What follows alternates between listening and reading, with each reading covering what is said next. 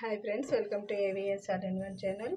ఈరోజు ఈ వీడియోలో వాంగీబాత్ ఎలా ప్రిపేర్ చేయాలో చూద్దాము. ఇదైతే lunch box plus early morning tiffins కూడా చాలా బాగుంటుందండి. ఎక్కడైనా మనం జర్నీ చేయాలనుకున్నప్పుడు ప్యాకింగ్ చేసుకొని కూడా వెళ్ళొచ్చు. సో కావాల్సిన ఐటమ్స్ అయితే కొత్తిమీర, కరివేపాకు, వాంగీబాత్ వంకాయలు, కొంచెం చింతపండు, ఆనియన్, అలానే కొంచెం డ్రై రెడ్ చిల్లీస్ అయితే తీసుకోవాలి.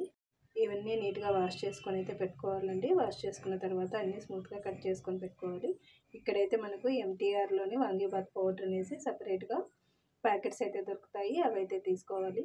ఒక ప్యాన్ పెట్టుకొని అందులోకి రైస్కి సరిపడా ఆయిల్ అయితే వేసుకోవాలి.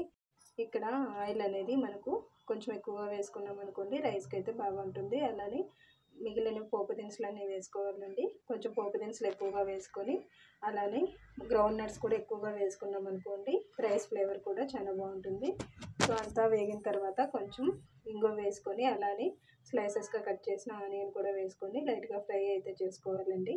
ఇక్కడ ఆనియన్ అనేది ఎక్కువ బ్రౌన్ కలర్ అయితే అవసరం లేదండి, మీడియం కలర్లో వస్తే చాలు. సో అంతా వేగిన తర్వాత మనమైతే లాస్ట్లో కొంచెం కరివేపాకు కూడా యాడ్ చేసుకోవాలి.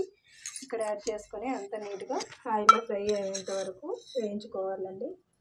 ఇక్కడ ఆయిల్లో ఆనియన్, కరివేపాకు బాగా ఫ్రై అయ్యాయనుకోండి, మనకైతే తిరుగుబాతు అనేది టేస్టీగా ఉంటుంది. ప్లస్ రైస్ అనేది కొంచెం తినడానికి కూడా హెల్తీగా కూడా ఉంటుంది. అలానే డ్రై రెడ్ చిల్లీస్ వేసి మళ్ళీ లైట్గా ఫ్రై చేసుకోవాలండి. అన్నీ ఫ్రై అయిన తర్వాత వాంగీబాత్ వంకాయలు అనేది స్ట్రైట్గా అయితే కట్ చేసుకోవాలండి. అప్పుడైతేనే మనకు రైస్కి అనేది చూడడానికి బాగుంటుంది.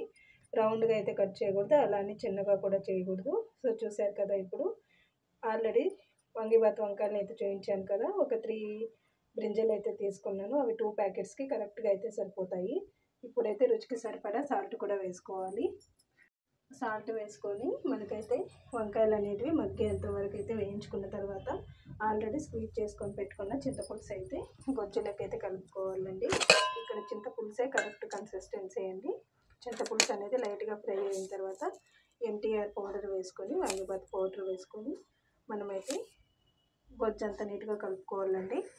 కలుపుకున్న తర్వాత ఇప్పుడు ఆల్రెడీ 2 ప్యాకెట్స్, 1 ప్యాకెట్ వేసాను కదా, 2 ప్యాకెట్స్ అనేవి 3 వంకాయలకి అయితే కరెక్ట్గా అయితే సరిపోతాయండి. సో చూసారు కదా, పౌడర్ అయితే నేనైతే వంకాయలు అయితే కలిపేసి నీట్గా అయితే మిక్స్ చేస్తున్నానండి. ఇలా మిక్స్ చేయడం వల్ల మనకైతే అన్ని వంకాయలకు కరెక్ట్గా మసాలా పడుతుంది. అలానే రైస్కి కూడా వంకాయల్లో సపరేట్గా అయితే అనపడదు, ఎందుకంటే ఆయిల్లో ఫ్రై చేసాము కాబట్టి మనకైతే వంకాయలు ప్లస్ మసాలా అనేది రైస్కు కరెక్ట్గా అయితే పడుతుంది. ఇప్పుడు ఆయిల్ అవుట్ సైడ్ వచ్చేంత వరకు గొజ్జుని అయితే నీట్గా ఉడకపెట్టుకోవాలండి, దగ్గర పడేంత వరకు. అలా అని చెప్పి ప్యాన్ అయితే మాడేంత వరకు అయితే పెట్టుకోవద్దు. ఆల్రెడీ మనమైతే పొడిగా ఉడకపెట్టిన రైస్ని గొజ్జులోకి వేసుకొని అంతా నీట్గా మిక్స్ చేసుకొని కలుపుకోవడమే. సో చూసారు కదా, ఫైనల్గా మనకైతే వాంగీబాత్ రైస్ అయితే రెడీ అయిందండి. ఈ రైస్ మనకైతే ఇన్స్టెంట్గా అప్పటికప్పుడు కలుపుకోవచ్చు. తక్కువ టైంలో మనకు ఎక్కువ రుచిగా ఉండే రైస్ అయితే ప్రిపేర్ అయింది. సో ఈ వీడియో కనుక నచ్చినట్టయితే లైక్, షేర్ అండ్ సబ్స్క్రైబ్ చేసి మీ ఫ్యామిలీ మెంబర్స్కి అయితే షేర్ చేయండి. Thanks for watching this video. కొత్తగా చూసేవాళ్ళు మా ఛానల్ని సబ్స్క్రైబ్ చేసి మీ ఫ్యామిలీ మెంబర్స్కి అయితే